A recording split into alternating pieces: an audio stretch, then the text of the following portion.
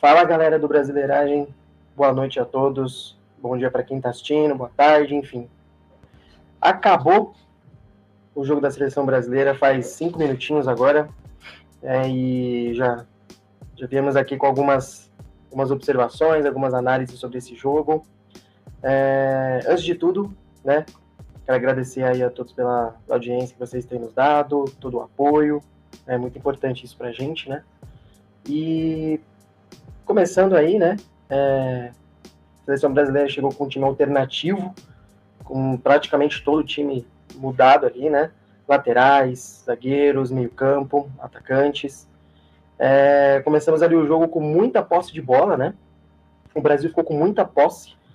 Era de se esperar, né? A seleção do México muito fraca, e deu um pouco mais de liberdade para a gente criar, né? Tanto que mal começou o jogo ali, a gente já conseguiu o primeiro gol com o Andréas Pereira numa boa infiltração ali do Savinho pelo meio-campo, um buraco enorme no meio-campo do México, então a gente conseguiu um passe perfeito ali pro Andréas Pereira abrir o placar, teve calma, né? Uma calma de atacante mesmo, né? Esperou os dois zagueiros dar o bote errado ali para ele fazer o gol. E a partir disso o Brasil começou a se acomodar um pouco no jogo, né? Tocava a bola, e aí o México foi, né, gostando do jogo, foi querendo partir mais para cima, né?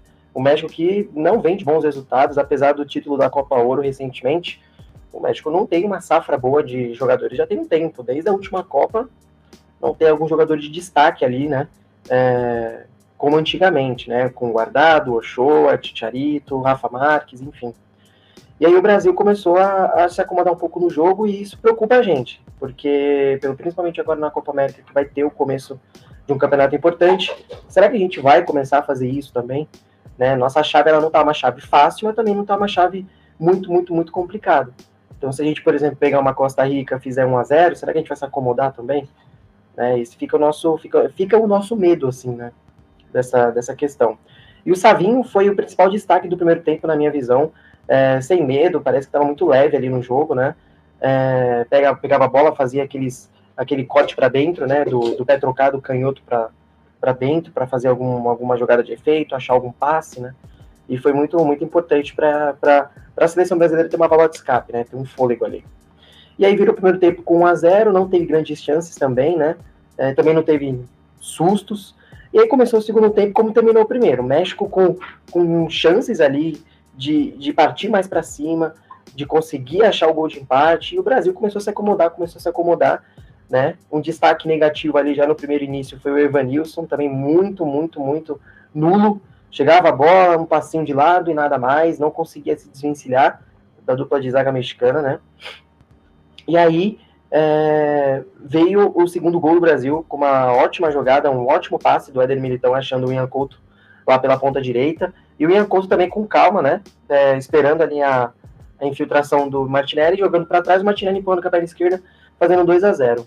E aí o Brasil, ele estava com 2-0 no colo, né? Tava tranquilo, o México também não me ameaçava tanto, até que o Brasil acomodou totalmente, e aí o México começou a partir para cima e realmente conseguir achar grandes chances de empate, de diminuir o placar e depois de empate, né?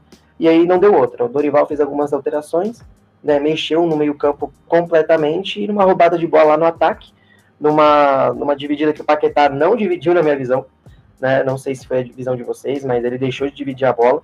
E aí o México consegue o gol de empate numa jogada pela linha de fundo, cruzamento, e o atacante mexicano completa para o gol. E aí o Brasil também começou a ter um pouco mais de medo de sair. A saída de bola do Brasil totalmente desconcentrada, né? Isso no jogo inteiro, digamos, né? O Brasil errava muito passe lá atrás e quando dava um chutão sem pretensão nenhuma, né? E no finalzinho do jogo, o México conseguiu empatar, né? O Alisson, cara, muita gente chama ele de azarado, muita gente não defende ele agora mais na seleção. Eu acho que ele pode render ainda, mas enfim. O zagueiro do México conseguiu fazer o gol de empate depois de um chute totalmente aleatório ali no meio da área, depois de uma cabeçada na trave. E aí, para mim, eu já dava como empate esse jogo, e o empate não era um bom resultado, principalmente por se tratar de um México muito ruim. Um México totalmente sem habilidade, sem consistência no meio-campo, no jogo, enfim. E aí, né, uma jogada do Vini Júnior que entrou bem até, mas ainda assim não rende como ele rende no Real Madrid. Uma jogada do Vini Júnior pela ponta esquerda, cruzamento na área, e o Endrick, novamente o Endrick, fazendo mais um gol pela seleção brasileira e vencendo, e fazendo com que a seleção vencesse esse amistoso contra o México, né? Então, né, esse amistoso só provou pra gente que o Dorival não pode mexer assim nesse time, totalmente 100% nesse time. Ele precisa colocar o time para jogar, o time que ele quer que inicie a Copa América. Então, a Copa América ela é um torneio de tiro curto. Então, a gente precisa de um time com entrosamento, um time com confiança. Tudo bem, é um amistoso, dá para testar, mas não é para você mudar o time inteiro, mudar os 11.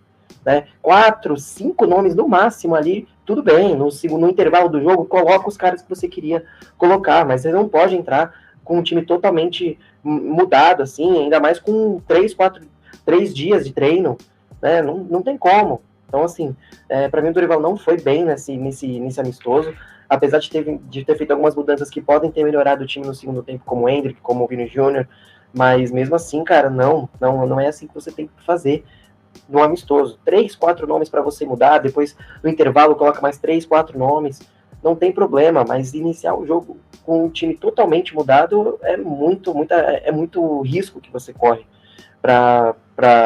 principalmente com um time do México totalmente, né, tecnicamente muito abaixo, né, tem um abismo, né, o time do México muito ruim, uma safra muito fraca dos mexicanos, né. Destaque aqui para o Ian Couto, muito bom, o desempenho do Ian Couto nesse jogo, muito bem, né, muito seguro, apesar de terem dado lá o gol de empate, não sei se foi o atacante do México, o gol que diminuiu o placar, o primeiro gol do México, se foi dado para ele como contra ou para o atacante do México, mas muito seguro, muito bem, confiante, deu assistência. Savinho também, né, no primeiro tempo, no segundo tempo deu uma sumida, mas acho que o desempenho dele merece esse destaque no primeiro tempo, né. Douglas Luiz, para mim, ele teve grande atuação com algumas roubadas de bola importantes, né, mas também aquém, né, nesse amistoso. Bremer, seguro, não comprometeu, apesar do Brasil ter tomado 2 gols, um foi de bola parada e o outro foi de uma jogada que, para mim, a seleção brasileira não pressionou lá na frente, e na lateral aqui, não tem como fazer, o cara deu um tirambaço pro meio da área e saiu o gol que diminuiu o placar. Próximo amistoso é contra os Estados Unidos, que, né, agora já é dia 9, mas no dia 8, que foi ontem, os Estados Unidos perdeu o amistoso para a Colômbia por 5-1. O que será que a gente vai esperar dos Estados Unidos contra o Brasil, né? A gente deu uma sofrida contra o México. Tudo bem que era o time B, que era o time alternativo, mas deu uma sofrida. E aí? Será que contra os Estados Unidos vai ser diferente? Será que a gente vai conseguir propor mais o jogo e conseguir ter um placar de 2, 3, 4-0? Porque a Colômbia entrou com o time totalmente titular, né, hoje contra os Estados Unidos, para vocês verem a diferença, né, e amassou os Estados Unidos, 5-1.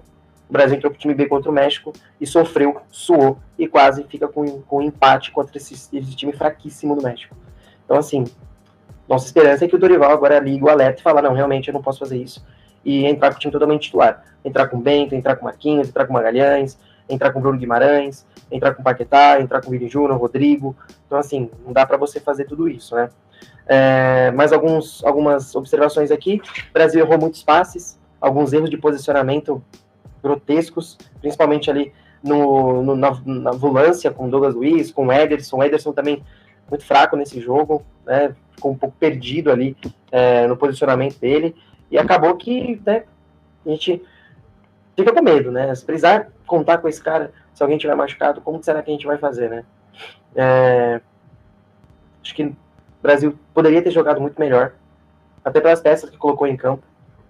Então acho que contra os Estados Unidos a gente precisa melhorar, né? É um amistoso antes da Copa América, como eu falei, tiro curto, então é importante a gente fazer isso. Deixa aqui nos comentários, galera, o que vocês acharam do amistoso, o que vocês perceberam aí da seleção brasileira, o que aconteceu, né, primeiro tempo, segundo tempo, se teve alguém que se destacou positivamente, negativamente, né, o que vocês esperam contra os Estados Unidos no próximo amistoso na quarta-feira. Estaremos aqui, né,